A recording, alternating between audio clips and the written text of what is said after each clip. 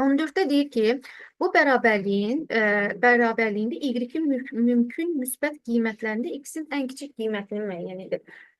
İfadəni belə deyək, sadələşdirsək 3, 2x bərabərdir 4, 3, y say sistemində, düzdürmü? 3x üstə gəlsin 2, bu da 4y üstə gəlsin 3. Hər tərəfdən 2-ni çıxsaq, 3x bərabərdir 4y üstə gəlsin 1. X-i buradan tapsaq, 4y üstə gəlsin 1 bölünsün 3, düzdürmü? Yəni, burada da bizdən diqqətli olun ki, x-in ən kiçik qiyməti, yəni bu surəti sadə dildə desək, riyazi dildə məxrəcə böləndə ən kiçik qiyməti almalıyam. Demək, bölünən ən kiçik olmalıdır ki, ən kiçik qiyməti alın. Məsəl üçün, nümunə deyim, deyək ki, 12-ni bölürəm 1 var 3-ə, surət 12-dir, məxrəc 3-dür, yəni bölünən bölən deyək, olar. 12-ni 3-ə böldüm, oldu 4. Bir də var, yazıram ki, 18 bölünsün 3, burada da necə olur? 6.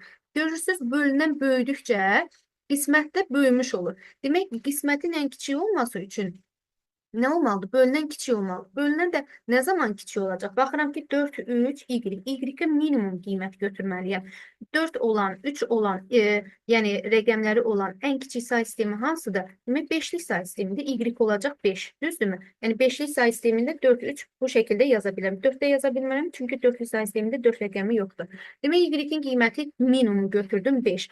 Ola bilərdi yenə də 6, 7, 8 və s. Amma bizdən x-in ən kiçik qiymətini dediyinə görə bölünəni ən kiçik götürməliyəm. Ona görə də y də ən kiçik olmalıdır. X də buradan bərabərdir 4 vurulsun 5 üstə gəlsin 1 bölünsün 3 x də bərabərdir 7-yə. Bu da belə.